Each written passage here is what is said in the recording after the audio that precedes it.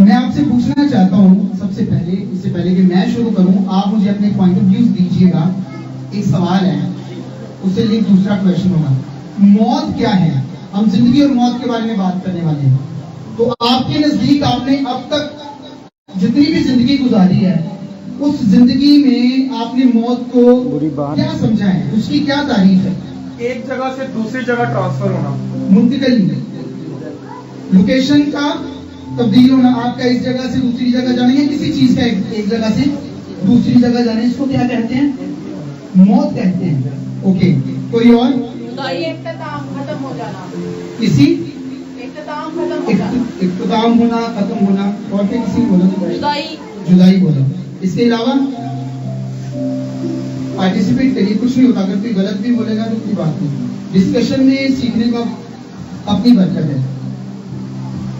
जुदाई अब तक जो हमने सुना, मुंतकिली, इख्तिताम यानी खत्म हो जाना। उसके अलावा 3 जवाब आए मेरे ख्याल से। दुनिया से रुखसत हो जाना, ठीक है, ये भी मुंतकिली होगी, खत्म हो जाना, यहाँ का सफर खत्म हो गया। इसके अलावा जिस्मानी मौत। मौत की डेफिनेशन समझ रहे हैं ना, कितने मुख्तलिफ व्यूज आ रहे हैं। आपने इतनी जिंदगी गुजार ली है और आप सबके बयान नहीं मिल रहे कि मौत है क्या। मौत को अगर पता चल जाए कि मेरा नहीं पता, गुस्सा कर गई अगर मौत, अच्छा मेरा नहीं पता ही नहीं है, तो क्या होगा? आमीन। बिल्कुल, इसीलिए हमारा टॉपिक है मौत के साथ साथ जिंदगी पर भी हमने बात करनी है। आमीन। मौत तो फुल स्टॉप है, ठीक है, मौत इख्तिताम है, ठीक है, एक जगह से दूसरी जगह मुंतकिली, ठीक है, लेकिन उसके बाद क्या? मौत के बाद सब कुछ खत्म? हमेशा की जिंदगी का मतलब क्या? इटर्नल लाइफ का, कभी ना खत्म होने वाली जिंदगी। आमीन। चलिए इसके साथ एक और सवाल का जवाब दे दीजिएगा, उसके बाद आगे बढ़ते हैं। फिर मैं आपसे शायद ही पूछूं, जिंदगी क्या है? जीने का नाम जिंदगी, चलती का नाम गाड़ी, जीने का नाम जिंदगी। बस यीशु मेरी जिंदगी है, यानी यीशु जिंदगी है, ठीक है, वेरी गुड। इसके अलावा अच्छा, आपको जो बोलना है, आपने नोट करना है कि आप जो बोल रहे हैं क्या बाइबल से कोई हवाला भी ऐसा मिलता है, जो भी आप डेफिनेशन दे रहे हैं जिंदगी की। मौत की मैंने इसलिए पूछा कि मौत वाला जवाब थोड़ा मुश्किल है।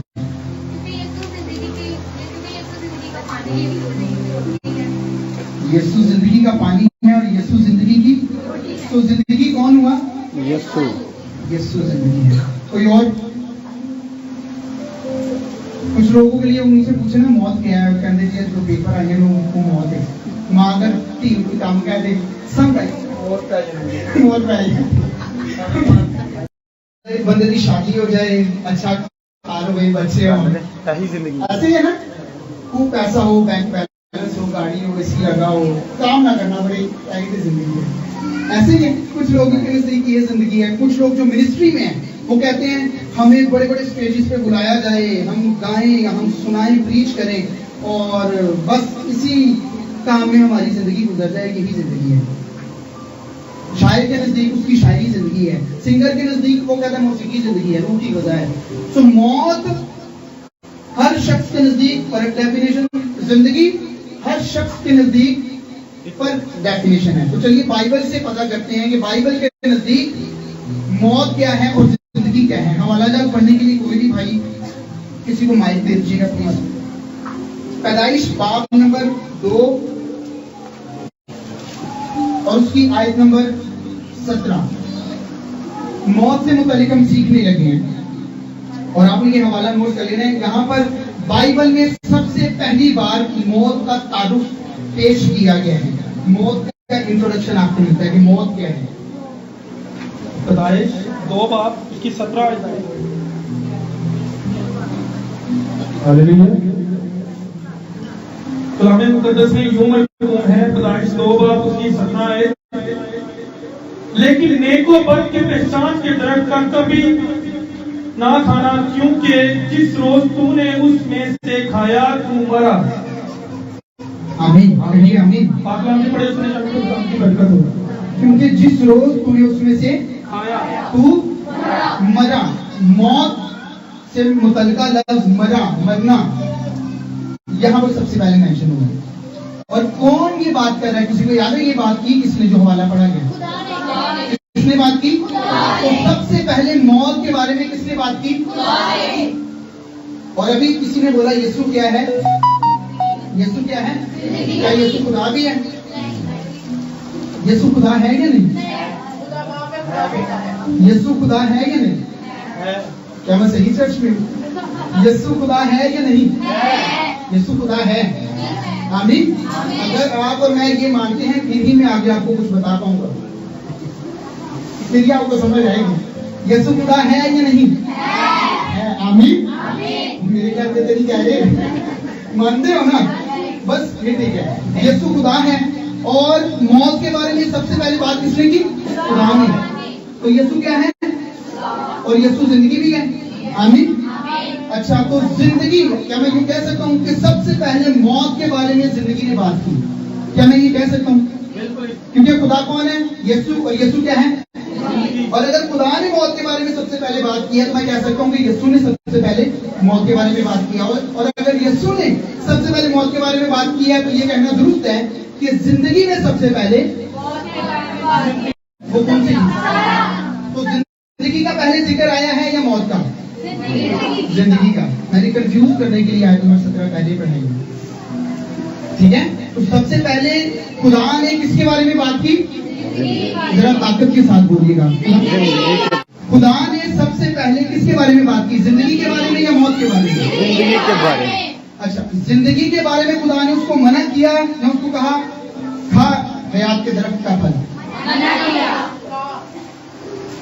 खुदा ने, दोबारा सुनिए सवाल, खुदा ने जिंदगी के दरख्त से उसे खाने के लिए मना किया या उसको कहा खा ले? मना नहीं किया। तो खुदा ने नेकोबद की पहचान के दरख्त से मना किया? क्यों मना किया? क्योंकि वो खाने से क्या हो जाएगा जी? आदम और हव्वा। ऐसे ही है। तो खुदा ने जो जिंदगी है, जिंदगी और मौत के बारे में बात की। अब तक जो हमने सीखा, जिंदगी और मौत के बारे में बात की। और जिंदगी ने आदम से कहा कि तू जिंदगी को तो चुन सकता है लेकिन मौत को ना चुनना, वरना तू मर जाएगा। आमीन। क्लियर? तो सबसे पहले पैदाइश के दूसरे और तीसरे बाब में हमें नजर आता है जिंदगी और मौत का कॉन्सेप्ट। यहाँ पर जितने लोगों ने कहा, अब बाइबली जुबान में मौत का जो मतलब है इसको नोट फरमा लीजिएगा। और जो असल जुबान में इब्रानी में भी इसका मतलब है सेपरेशन, जुदाई, अलग किया जाना, जुदा होना। मौत का मतलब, जो लफ्जी मतलब है इसका क्या है? अलग करना, जुदा, अलग होना या जुदा होना या जुदाई या अलहदगी, अंग्रेजी में सेपरेशन, ये मौत है। अब जिंदगी क्या कह रही है? यानी खुदा कह रहा है तू मुझे चुन, हयात को चुन, हयात के दरख्त को चुन। हयात का दरख्त किसको रिप्रेजेंट करता है? इसको पहले क्लियर कर लें प्लीज। यूहन्ना की इंजील पहला बाब और उसकी पहली चंदा याद पढ़ लीजिएगा। उसमें जिंदगी थी और वो जिंदगी आदमियों का नूर थी और नूर तारीखी में चमकता है और तारीखी ने उसे कबूल ना किया। आमीन। देखिए आमीन। उसमें जरा ताकत थी, उसमें जिंदगी। किसमें? किसकी बात हो रही है भाई? किसकी बात हो रही है यहाँ पर? यीशु मसीह की। तो हयात का दरख्त वहाँ पर किसको पेश कर रहा है? यीशु मसीह को। आमीन। तो खुदा ने कहा, आठवीं खुदा क्या कहता है? जो मसीह पर ईमान लाएगा वो हलाक नहीं होगा हमेशा की। इब्तिदा में भी आदम को यही ऑप्शन थी। वो हयात का दरख्त कौन था? तो खुदा उससे क्या कह रहा था? किस पर ईमान ला? और उसने यकीन किसका किया? दुश्मन का, इब्लीस का। ऐसे ही है ना? कुछ फर्क नजर आ रहा है आपको आज के ऑप्शन में और उस वक्त के ऑप्शन में? कुछ भी फर्क नहीं है। वहां पर भी दरख्त जो है वो किसका होता है? दरख्त किसका बना होता है? किसका? यीशु को कहाँ लटकाया गया? आमीन। तो वहां पर दरख्त से खाने से मुराद क्या थी? अगर वो हयात के दरख्त से खाता तो उसका मतलब क्या है? असल में मतलब यह है कि उसने किसको कबूल किया है? यीशु को। यीशु को। यीशु ने नहीं कहा मेरा खून पियो और मेरा गोश्त खाओ। पाक से रात में आप क्या करते हैं? पाकिस्तान में यही करते हैं ना? बात समझ आ रही है आपको? वाक़े अदन में खुदा ने आदम और हवा से कहा था कि मसीह को कबूल करो, यानी किसको कबूल करो? जिंदगी को। किसको? जिंदगी। और वहां पर मौत भी मौजूद थी। अब मजेदार बात ये है कि खुदा यानी जिंदगी मौत का इंट्रोडक्शन कैसे दे सकती है? खुदा जो जिंदगी है वो मौत के बारे में कैसे बात कर सकता है? बात ये हवाला जो हमने 17 आयत पढ़ी, दूसरा बाब और 17 आयत पैदाइश में से, बातों को वो पढ़ के कहते हैं कि जी देखिए खुदा ने मौत को पैदा किया है। ये बात गौर से सुनने वाली है, क्योंकि यहाँ पर अगर आप समझ गए तो आपके जहन में खुदा से मुतालिक कुछ बहुत जो गलत है ना वो क्लियर हो जाएगा। बहुत अच्छी बात है। खुदा ने मौत को पैदा नहीं किया। मेरे पीछे बोलिए, खुदा ने मौत को पैदा नहीं किया। क्योंकि यहाँ पर जो खुदा ने बात की है, वरना तू मरा, वरना तू अगर तूने खाया तो खुदा यहाँ पर ये नहीं कह रहा कि मैं मौत को फिर पैदा करूंगा, फिर मौत तुझे मार देगी, ऐसा कहा? खुदा ने कहा अगर तूने ऐसा किया तो तू। इसका मतलब है कि आदम ने जो करना था उसके उस अमल में कुछ ऐसा था जिससे मौत ने आना था। क्लियर? और खुदा उसे आगाह कर रहा है बाप के तौर पर कि पुत्र सोच टुंगला नहीं देनिया, वरना बात है ना। छोटा बच्चा अगर किचन में जाता है तो माँ भागी जाएगी, छुरियां इधर उधर करेगी, स्विच ऑफ कर देगी, अगर ऐसी सारी खतरनाक चीजें छुपाएगी ना। तो बाप क्या कह रहे हैं यहाँ पर? तूने ऐसा तूने उस दरख्त में से मौत का चुनाव नहीं करना। खुदा ने अपना प्लान क्या बताया? हयात का दरख्त, उसको चुनो। हालेलुया। अब जिंदगी मौत का इंट्रोडक्शन कैसे दे दिया, इसको आपने कोशिश करनी है कि समझिए, ठीक है? खुदा ने जब मौत का जिक्र किया तो उस वक्त मौत मुर्दा थी। खुदा ने जब मौत का जिक्र किया उस वक्त मौत मुर्दा थी।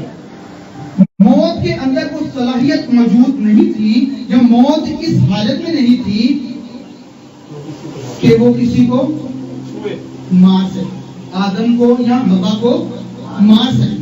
अब दूसरी बात, खुदा ने जब मौत का जिक्र किया तो खुदा ने आदम को मालिक के तौर पर जाहिर किया। जब खुदा ने कहा ना तूने ऐसा नहीं करना वरना तू मरा, तो खुदा असल में उसे कह रहा है मौत पर तेरा इख्तियार है, मौत पर तेरा।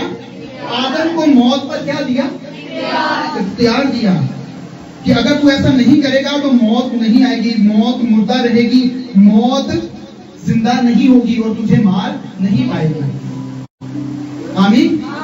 जिंदगी ने जिंदगी को जन्म दिया। आदम की बात कर रहा हूं, आदम को पैदा किया, तख्लीक किया।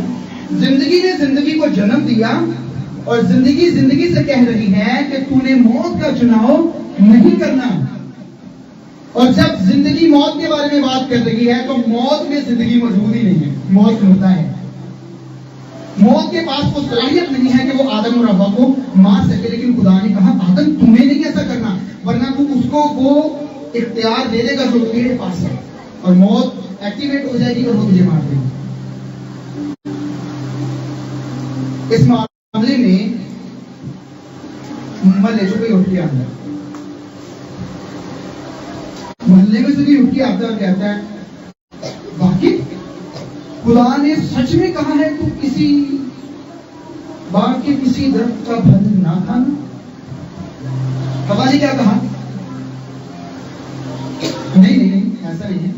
वो जो बीच में है ना, नहीं को उसे कहा सारे खाओ, लेकिन वो जो बीच में है उससे मना किया। फिर मलेदार ने की क्या? नहीं ऐसा नहीं है। खुदा को जानता है कि जिस रोज तुमने उसमें से खाया तुम्हारी आंखें वही आ जाएंगी और तुम बागेदर से भी क्या ये चीज की कहीं दुश्मन जब भी आपको अपना बन के बात करेगा ना आपसे, वो हमेशा जड़ें काटने की कोशिश कर रहा होगा, वो टहनियां नहीं काटता। जब दुश्मन करीब आके आपको अपनापन जताता है और अपना बन के आपसे बात करता है, तो वो क्या कर रहा है? वो आपके रिश्तों की, आपके हौसलों की, आपकी कुव्वत की जड़ें काट रहा होता है। छोटी मोटी सिचुएशन नहीं लाता, जड़ें ही काट रहा होता है, पक्की पक्की परेशानी। और यही उसने अदन में किया। सो क्या हुआ? हवा और आदम मुत्तफिक हो गए किसके साथ? और जहां 2 या 3 जमा हो वहां वो हो जाता है जो वो चाहते हैं, क्योंकि खुदा भी तो आ जाता है ना। ऐसा ही है। आप सीख पा रहे हैं क्या कहना चाहते हैं? ये सुने क्यों कहा जहां 2 या 3 जमा हो? 2 या 3 वहां पर मुत्तफिक हो गए। आदम और हवा ने जब उसकी बात मानी तो असल में आदम और हवा उसके गुलाम बन गए और वो उनका मालिक बन गया। जबकि सिचुएशन पहले फर्क थी। आदम और हवा मालिक थे, बाइख्तियार थे, ब्लेस्ड थे, बाबरकत थे, खुदा ने बरकत दी ना उनको, तो अथॉरिटेटिव पर्सनालिटी थी, ब्लेस्ड थे। लेकिन जैसे ही उसने दुश्मन की बात मानी उस जोड़े ने, तो वो दुश्मन के गुलाम हो गए, इब्लीस के गुलाम हो गए और इब्लीस ने उन दोनों की जगह ले ली। जो आदम और हवा के पास इख्तियार था, किसके पास चला गया? के पास। आपको अब समझ आई? आजमाइश के वक्त, यीशु मसीह की आजमाइश के वक्त उसने आपने क्या कहा था? सब कुछ दिखाया, मालो दौलत याद है? और ये मालो दौलत कौन सी उसने दिखाई जो आजमाइश में दिखाई? ये वो वाली जो किसकी थी? किसके लिए बनाई गई थी? दुनिया की हर चीज किसके लिए बनाई गई थी? आदम यानी तमाम इंसानों के लिए। लेकिन इख्तियार किसके पास चला गया? और वही इख्तियार जो उसने आदम से बागे अदम में छीना था, सुने, बागे अदम से इख्तियार को छीना था और बियाबान में दूसरे आदम को वो उसी इख्तियार का झांसा दे रहा है। पहले आदम से बाग में वो इख्तियार छीना और दूसरे आदम, पिछला आदम यीशु मसीह जिसको कहा जाता है सेकंड आदम, बियाबान में दूसरे आदम को वो दिखा रहा है और कहता है मैं तुझे दे दूंगा। तो खुदा ने बागे अदम में जो इख्तियारात दिए इब्लीस ने ले लिए। अब इब्लीस क्या कर रहा है? वही इख्तियारात बियाबान में यीशु को दिखा रहा है, ये सारी शान शौकत दौलत तुझे दे दूंगा अगर तू मुझे सजदा करे। यीशु ने कहा नहीं। हवाला कोट किया ओल्ड टेस्टामेंट में से, तू किसको सजदा कर? सिर्फ अपने खुदा को ही। चलो आमीन। अब तक आपने देखा जिंदगी और मौत के बारे में, खुदा और आदम और हवा के बारे में, और उसके बाद महल्लेदार के बारे में। मैं महल्लेदार क्यों कह रहा हूँ आप वक्त भी जानते हैं, क्योंकि बाद में ऐसे महल्लेदार आ जाते हैं। महल्लेदार से मुराद करीब रहने वाले ही नहीं है, वो लोग भी जो दूर से भी आते हैं और करीबी रिश्ते छोड़ जाते हैं। कहाँ से आते हैं? तो ये वो बातें हैं जो अब तक सीखता आ रहा हूँ, समझता आ रहा हूँ, ऑब्जर्व कर रहा हूँ, जो मैं आपसे शेयर कर रहा हूँ। फिलहाल आगे बढ़ते हैं। दुश्मन ने क्या कहा? अगर आप वो पढ़ना चाहें हवाला नोट कर लीजिएगा। पैदाइश 3 बाब और उसकी 4थी आयत में इब्लीस ने आके कहा नहीं, तुम नहीं मरोगे। दूसरी दफा मौत का जब जिक्र आया तो किसने किया? दुश्मन ने, इब्लीस ने। और इब्लीस ने कैसे जिक्र किया है देखिए जरा, स्टेटमेंट पढ़े, प्लीज पढ़ दीजिएगा जरा, सुनिएगा जरा कितना अपना मान के गलता है। 4 बाब 2 बाब 3 बाब उसकी 4। तब सांप ने औरत से कहा कि तुम हरगिज ना मरोगे। क्या कहा? तुम हरगिज ना मरोगे। खुदा ने क्या कहा था? मर जाओगे। सांप ने क्या कहा? अब देखिए ना, ऐसे लगता है ना जैसे आप किसी अच्छी जगह पर है और खुदा कह रहे कि ऐ नहीं करना, और इब्लीस आके कह दे कुछ नहीं होगा, तेन कुछ नहीं होएगा, ना तेरे दिमाग लगेगी, ना तू मरेगा, ना तेन सट लगेगी, सब कुछ नहीं होगा। ऐसे ही है ना, कीमूने पर खड़े करने वाली बात है कि यहाँ से छलांग लगा दे तुझे कुछ नहीं होगा। यहाँ पर भी वो ऐसे ही कर रहा है अदन में। खुदा ने कहा मर जाएगा, ये कह रहे नहीं मरेगा। और अच्छी मुसीबत बात कौन सी लग रही है इब्लीस वाली? नहीं मरेगा। वाओ, है ना? स्ट्रेस देंगे, हरगिज ना मरेगा। तो दुश्मन लग रहा है ना कि अपना यार पुराने जगह मार जो भी यार थर्ड पार्टी आगे गाली कुछ नहीं होगा, डोंट वरी, टेंशन ना लो। बाजू का दुश्मन ऐसे करता है मोहब्बत से, इसलिए वो मजेदार गाना। तो इंट्रोडक्शन डेप्थ आपने देख लिया, मौत का तारुफ कैसे हुआ कैसे नहीं हुआ, क्या क्या बातें हुई। तो मौत का मतलब क्या है, काइंडली रिपीट करते आगे। सेपरेशन, जुदाई, अलहदगी। ठीक है, जिंदगी, जिंदगी पर बात करते हैं। हमने यूहन्ना की इंजील में से एक हवाला पढ़ा और पता चला कि हयात का दरख्त कौन है, हयात का दरख्त कौन है। तो जब आदम और हव्वा ने बागे अदन में हयात के दरख्त को रिजेक्ट किया और नेकोबत के पहचान के दरख्त को चुना, तो असल में उन्होंने किसको रिजेक्ट किया था, किसको, ऐसे ही है ना। आज अगर कोई शख्स मसीह को रिजेक्ट करता है तो उसका नतीजा क्या होगा, क्या हलाक होगा या हमेशा की जिंदगी। आदम के साथ क्या हुआ, क्या हुआ, हलाक। नहीं, इसको फिर कभी पे डाल दें, आदम हलाक हुआ ही नहीं, वो तो जिंदा था उस वक्त, रूहानियत तौर पे वो हलाक हो। ये वो पॉइंट है जो मेन पॉइंट है। कौन सा पॉइंट है, अभी यहाँ पर मौत से मुराद सिर्फ जिस्मानी मौत नहीं, ठीक है। आप समझ रहे होंगे कि जब कोई दुनिया छोड़ के जाता है तो उस जुदाई की बात हो रही है। जी जी, वो भी जुदाई है, लेकिन मौत की असल जो तारीफ है वो रूहानी है। खुदा से जुदाई का नाम क्या है, मौत। जिंदगी से जुदाई का नाम क्या है, और आसान कर देता हूँ। अगर यहाँ पर सारे की लाइट्स ऑफ कर दीजिए तो क्या आ जाएगा, तो रोशनी की गैर मौजूदगी का नतीजा अंधेरा है। रोशनी की गैर मौजूदगी का नतीजा क्या है, और अगर जिंदगी मौजूद ना हो तो क्या नतीजा होगा, अगर खुदा से जुदा हो जाएंगे तो क्या हो जाएगा, अंधेरा, जो कि मौत को रिप्रेजेंट करता है। जिंदगी से जुदा हो जाएंगे तो मौत, अगर लाइट चली जाए तो अंधेरा। ऐसे ही है कि मुश्किल बात तो नहीं है। अब आगे बढ़िए जरा, अगर मौत खुदा से जुदाई है तो हम ये भी कह सकते हैं कि जिंदगी खुदा के साथ मिलाप का नाम है, क्योंकि जिंदगी कौन है, खुदा, मसीह। आमीन। मौत खुदा से जुदाई है तो जिंदगी क्या है, खुदा से, और खुदा से मिलाप के लिए ही आपको यीशु मसीह की सलीब नजर आती है।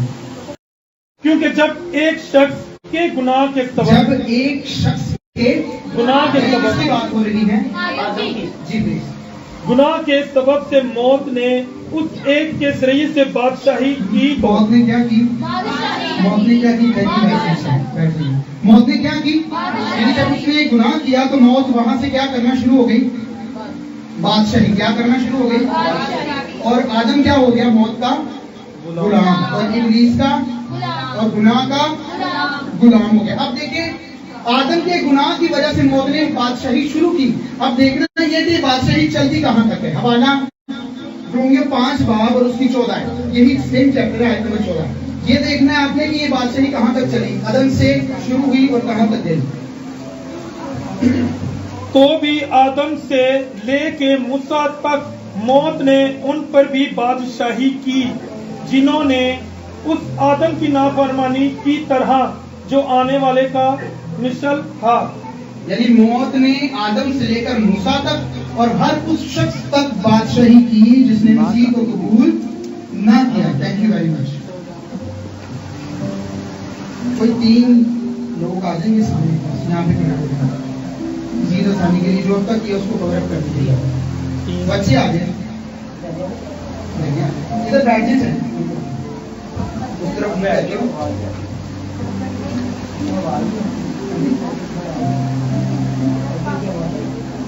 ठीक हो। अगर आप कह रहे हैं ना तो फ्री हो गए। अब देखिए, आपने पुरानी बनाना में जो भी बात करूंगा, ठीक है, ये सिर्फ एग्जाम्पल है, समझाने के लिए। तो आपने बाद में किसी ने भी इनको तंग नहीं करना, ना सही है। ओके, सो ये बागे अदन का वाक्य है। बागे अदन में मौत और जिंदगी का कॉन्सेप्ट हमें नजर आया। ऐसा ही है, मौत जब आई और उसने बादशाही शुरू की और उसने मूसा तक बादशाही शुरू की। कहां तक? आदम से, या पहले आदम से मूसा तक, बाह वाला बात करते हैं। आदम से लेकर मूसा तक जिन्होंने मसीह को कबूल ना किया, ईमान ना लाया, मौत ने क्या की? मौत ने क्या की? इमेजिन करिए, आप समझ नहीं रहे बात की गहराई को। आदम से लेकर मूसा से आगे फिर उन तक भी किसकी बादशाही में थे? इसका मतलब अब्राहम किसकी बादशाही में था? अजहार या इजहार, उसके बाद याकूब, उसके बेटे बनी इस्राएल कौम, सारे के सारे किसकी बादशाही में थे? लेकिन खुदा तो उनसे बातें करता था, वो सुनते भी थे, है ना? मूसा से भी बातें की, लेकिन वो बादशाही में किसकी? किसकी? अब आपको पता है यीशु मसीह ने जब खिदमत शुरू की उसने क्या कहा? तौबा करो, क्योंकि बादशाही कौन करती आ रही है? मौत। कौन बादशाही करती आ रही है? कहां से? आदम से। आदम से मेरे साथ चलें, आदम से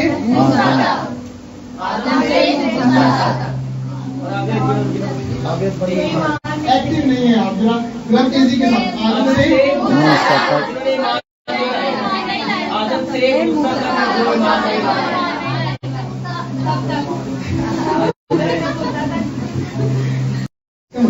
ये हुआ कि वो तो मौत की बादशाही में थे, लेकिन सुन वो जिंदगी की आवाज रहे थे। हालेलुया। यही वजह है कि जिंदगी की आवाज सुनते, जिंदगी की झलकियां, ग्लिम्स देख देख के उन्होंने इमोशन को हासिल किया, नबूवतों को हासिल किया, क्योंकि खुदा ये करना चाहता था। किसकी बादशाही में? मौत की बादशाही में। और इब्लीस को इसमें बड़ी परेशानी हुई, इब्लीस को इसमें बहुत परेशानी हुई कि ये क्या हो रहा है मेरी बादशाही में। असल में मौत की बादशाही, गुनाह की बादशाही और इब्लीस की बादशाही हम कह सकते हैं, मुतरादी ऐसे ही है। जब खुदा नबूवत करता, खुदा मोजज़े करता और इब्लीस को परेशानी होती, ये क्या कर रहा है? बादशाही तो मेरी है, और हुकूमत कौन कर रहा है? या हुकूमत, मेरी हुकूमत में दखल कौन दे रहा है? खुदा क्यों ऐसा कर रहा है? वो लोगों को मारना शुरू कर देता है। याद रहे हम जिंदगी और मौत की बात कर रहे हैं। खुदा क्या है? खुदा क्या है? जिंदगी। और ये बात आपने बगैर सुस्ती के करना है। खुदा क्या है? जिंदगी। खुदा क्या है? जिंदगी। वाओ। जिंदगी मौत की बादशाही में दखलंदाजी कर रही है और मौत की हुकूमत में मौजूद दुश्मन को परेशानी हो रही है। जब खुदा ने कहा 3:15 पैदाइश नोट कर लीजिएगा कि ऐसा होगा, औरत की नस्ल से आएगा और दुश्मन के सर को, सांप के सर को कुचलेगा। इसी की बात हो रही है वहां पर, सीड की, बीज की, नस्ल की। उसको परेशानी हो गई कि अब मुझे मारने वाला कौन आएगा? कौन आएगा? उसने through out the old testament बहुत से लोगों को मारा, बहुत से लोगों को। पहला कत्ल उसने जो किया वाकई आदम में, इब्लीस ने, काइन के जरिए था। काइन के जरिए किसको मारा उसने? अपने ही भाई। मैंने बोला ना, अपनों दूर वाला करीब आके करीब वालों को दूर कर देगा। तो उसने क्या किया? काइन को इस्तेमाल करके भाई को मरवा दिया। उसको लगा इसके जरिए मैं यही वो शख्स है जो मुझे मारेगा, क्योंकि खुदा ने किसका हदिया कबूल किया था? काइन का या हाबिल का? इब्लीस को लगा शायद खुदा दे नाल बड़ी यारी पा रहा है, ऐसी नस्ल जो ना आइए जिन्हें मैंने मारना है, या शायद शख्स ना, उसने भाई को मरवा दिया। इसी तरह through out the old testament को मारता आया है, लेकिन पता क्यों नहीं चला? क्योंकि बादशाही किसकी है? मौत की, अंधेरे की। अब यहाँ पर आप अंधेरा लफ्ज भी इस्तेमाल कर सकते हैं। बादशाही किसकी है? इसलिए लोगों को, नबियों को नजर नहीं आ रहा कि ये जो मारने वाला है ये कौन है? खुदा है या शैतान है? उनको समझ नहीं आ रहा, क्योंकि बादशाही किसकी है? अंधेरे की या मौत की या इब्लीस की? अब मौत की बादशाही में जब वक्त आया, जब वक्त पूरा हुआ, तो मुकद्दसा मरियम के जरिए मसीह मुजस्सिम होकर पैदा हुआ और मौत की बादशाही में आया। जिंदगी या जिंदगी का मालिक किसकी बादशाही में आया है? जरा गौर करना है आपने। जिंदगी या जिंदगी का मालिक मौत की बादशाही में आया है। वाह, जरा तसव्वुर कीजिएगा, मौत की वादी में वो शख्स आया जिसके बड़े सफेद कपड़े, एक ऐसी गलीज और गंदी जगह पर जहां पे गंदगी के सिवा कुछ नहीं है, वहां पर साफ सुथरे कपड़े पहने, साफ सुथरा दिल लिए, साफ सुथरी जिंदगी लिए एक शख्स आया है। खुदा इंसान बनकर इंसानों के बीच आया है। नूर ने तारीकी की तरफ रुजू किया और जो हमने पढ़ा यूहन्ना की इंजील में, नूर कहां चमकता है? तारीकी में। और ये हमारे दौर की बात है, जब मसीह आया तो वो तारीकी में चमका, क्योंकि उस वक्त बादशाही किसकी थी? मौत की और तारीकी यानी अंधेरे की। तो नूर आया और तारीकी में चमका, लेकिन तारीकी ने उसे, तो इब्लीस ने कई बार यीशु मसीह को मारने की कोशिश की। जरा गौर करें, अंजील पढ़ते हैं, जीसस मूवी भी देखी होगी तो आपको पता होगा, जब कश्ती में थे तो लहरों ने कश्ती को ऐसे ही है, फिर बाजों का लोगों को उकसाया, पहाड़ी से गिरा दो, याद है? और एक बार तो पत्थर उठा लिए थे। ठीक है, अब गौर करिएगा, मौत की बादशाही भी दुनिया पर, आपकी दुनिया पर, लेकिन आपकी बादशाही यीशु ने फर्क कर दिया। आप मौत की बादशाही से निकलकर जिंदगी की बादशाही में आ गए हैं। Hallelujah, hallelujah. लेकिन लोगों की नजर में आप किस बादशाही में हैं? मौत की बादशाही में। आप किस दुनिया में हैं? गुनाह में गिरी हुई दुनिया में। तो बात करने का मकसद ये है कि आप इस दुनिया में हैं, लेकिन इस दुनिया के नहीं है। यीशु ने जो कहा, तुम इस दुनिया में तो हो पर इस दुनिया के नहीं। एक मैंने गीत लिखा रिसेंटली पुराना, लेकिन इसको रिकॉर्ड करने का एक प्लान है।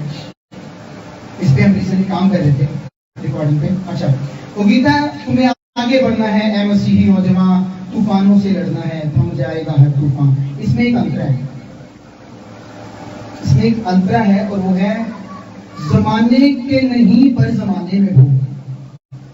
हमारी बात हो रही है, आपके मेरी बात हो रही है। हम जमाने के नहीं है, लेकिन जमाने में है। जमाने के नहीं पर जमाने में हो, तुम तो रूहानी में खाने में हो। आपका तो आलम ही अलग है। आमीन।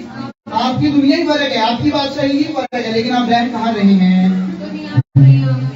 यही वजह है कि अगर इस दुनिया की हुकूमत में से, इस दुनिया की बादशाही में से अगर बीमारी आपके बदन पर आती है, तो आप कहेंगे यीशु के नाम में छोड़ इस बदन को और बाहर चल।